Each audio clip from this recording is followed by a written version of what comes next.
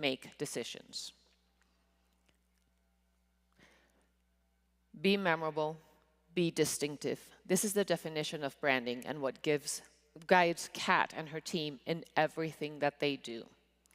Crafting a brand is not a one-stop and go. You need to keep moving. Consistency is key across every touch point. We can working seamlessly from one to the other. Language should be defined, articulate, and also consistent. Why so much emphasis on consistency? It makes your brand unforgettable. But in order to get there, you also need a very healthy dose of bravery. Big bravery, not little bravery, big bravery. Bravery from the team, their work, and within their clients.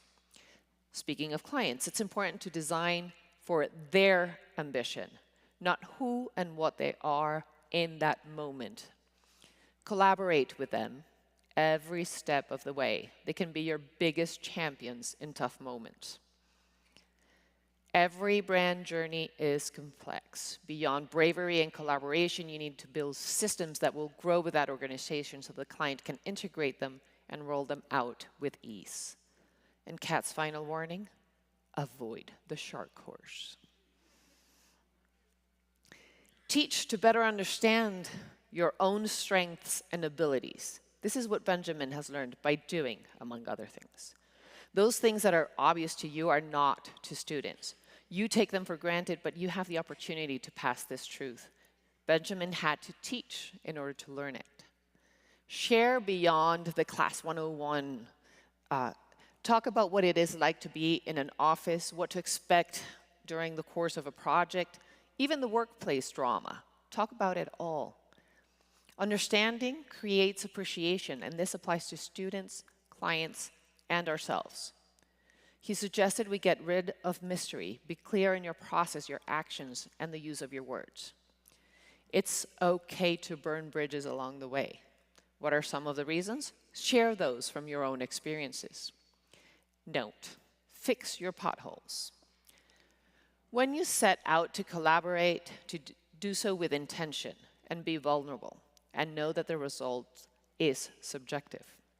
In the end, probably the biggest takeaway from Michael, as he had to learn how to teach, is that we are on a lifelong learning journey, which is why some of you are here today, and we hope you've learned something new to take back home with you. Thank you.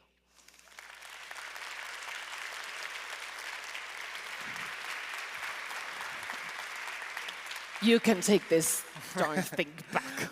All right, before we get out of here, a couple of important things. The fan zone results, polling stations, Verizon did fine, mostly.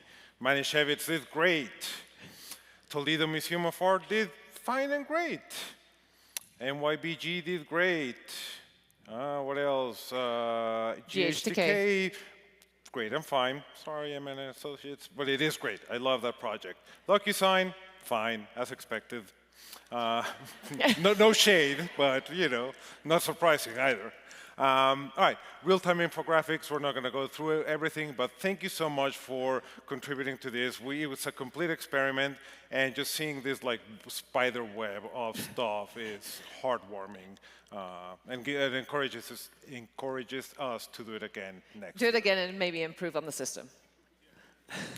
That guy agrees. It got a little challenging. I always imagine everybody starting at the bottom, and you all started at the top, and I was like, oh, I did not see that one coming. This was so fun to go in and see what you wrote, all those little flags clustered together. They were like all cute together. So I go to font. The font seemed to be pretty popular. Yeah, Montserrat or something like that was a surprise. And Battle of the Word Marks. Battle of the Word Marks, the big winner in a face-off between Guild by Collins and NYBG by Wolf Olins. That rhymed. Awesome. The winner, 81-60, NYBG. Yay! Woohoo! I know you were all on the edge of your seat, but no, thank you for voting on those. Again, like we had no idea what was going to happen. We did obsess about how it would work out, so we're so happy. Oh, we obsessed over the measurements of all of us. Oh, no, it was bad. We repainted those boards a few times. All right, tonight, Ibiza SLC Ultra Lounge. Y'all, it's going to be lit. So join us today from 7 to 10 p.m. pretty shortly. So you're just going to have to go. And just when we wrap up, I'm going to dash out real quick. There's an Uber waiting for me so that I receive you over there. So just let me out. That's all I ask. Against the wall, I'll just dash fast. All right, and the last thing before we get out of here, just a lot of clapping. First for our speakers.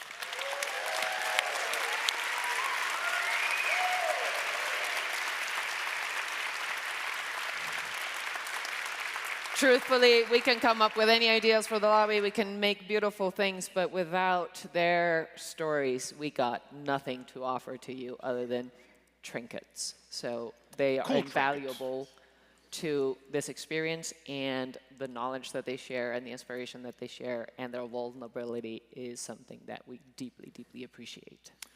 Yeah, volunteers. Oh, my Lord.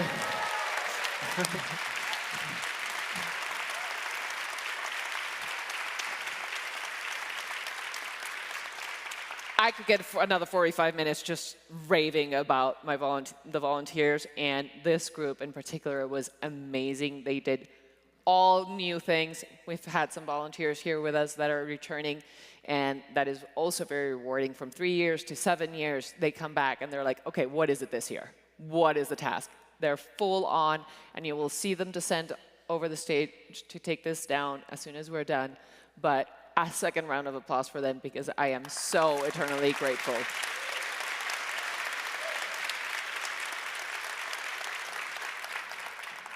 Nikita, he just disappeared. All right, but Nikita has been feeding the Instagram feed for the last 2 days, and he's been amazing. So thank you, Nikita.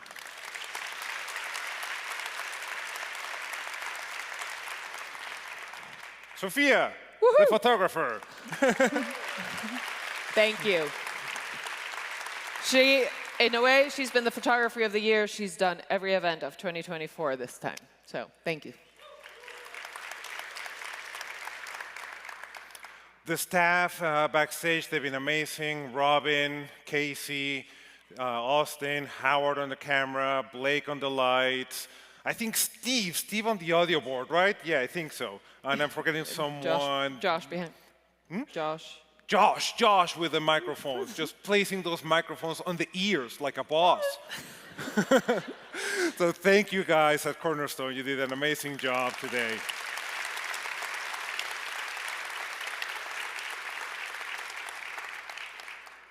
And last but not least, you.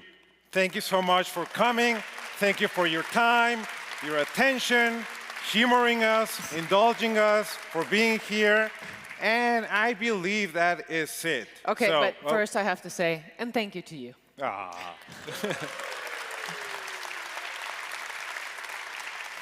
think for the first time I'm going to get emotional.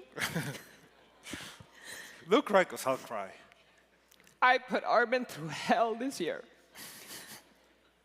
I was in the ICU in February, and he unwaveringly kept working on this, supporting me as I needed, but he never, ever, ever let things get to him in a way that I deeply, deeply admire. So thank you.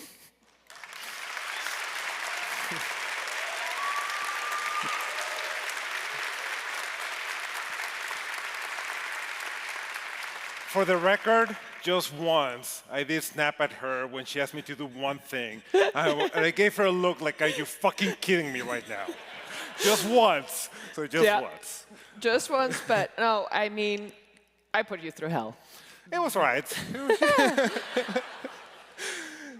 I love you too. All right. Yeah. So yeah, I cry easily, this is the year that I put you through hell, and it is deeply appreciated and needs to be noted. All right. I appreciate that, wife, and we'll see what happens next year. No, please no. I don't want to know what about next year. Good night, everyone. Yeah. Me voy. Yeah.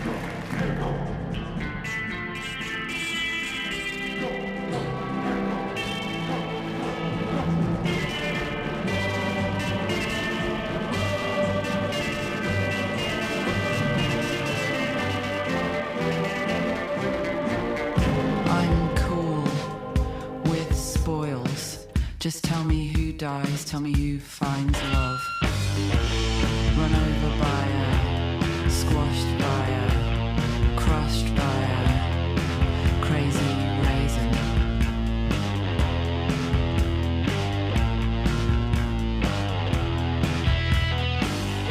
What's your problem, huh?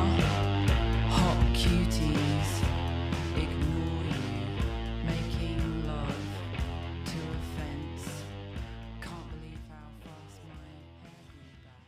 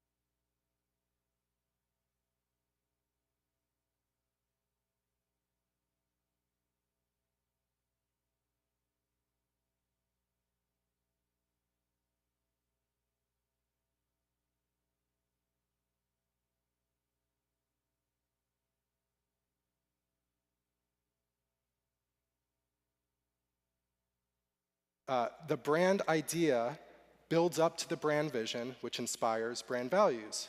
The brand audience inspires the promise, and then the brand has actions that fulfill that promise. The brand's universal archetype sets up a brand belief, which is communicated through a certain style, and so that tells you what the brand personality is like. Each part of this framework eventually becomes part of the visual identity in a really clear way, and that makes it easy for everyone to understand, and thus I think value it a bit more. Now, just like I gave my students those key phrases for life that I hope we can all remember after today, I created a template that they could fill out that I use as a starting point that, again, is just easy to understand. It just removes the mystery. This is the way I like to do it. It takes information from the client and my own thoughts and puts it into a format that they can understand. Words. My clients are not designers. They can still collaborate at this point. If the ideas are wrong, they can correct me, and I don't mind. I'm still just learning. These are just ideas. What I'm doing when I build this framework and what I tried to teach to my students was to build the strategic framework with a design solution or many design solutions in mind. Now, one thing I did pick up from teaching college was a love of TikTok. I don't know if anyone's heard of this. I recently saw a video that I thought explained this, so I wanted to share it with everyone. And I'm not actually a car guy at all. Like I said, I ride a bike, but this video kind of explains what I try to do, and it does it in a soothing, old-timey voice that I also appreciate. So engineers had to find a way to connect both rear wheels to the engine without sliding and slipping on turns.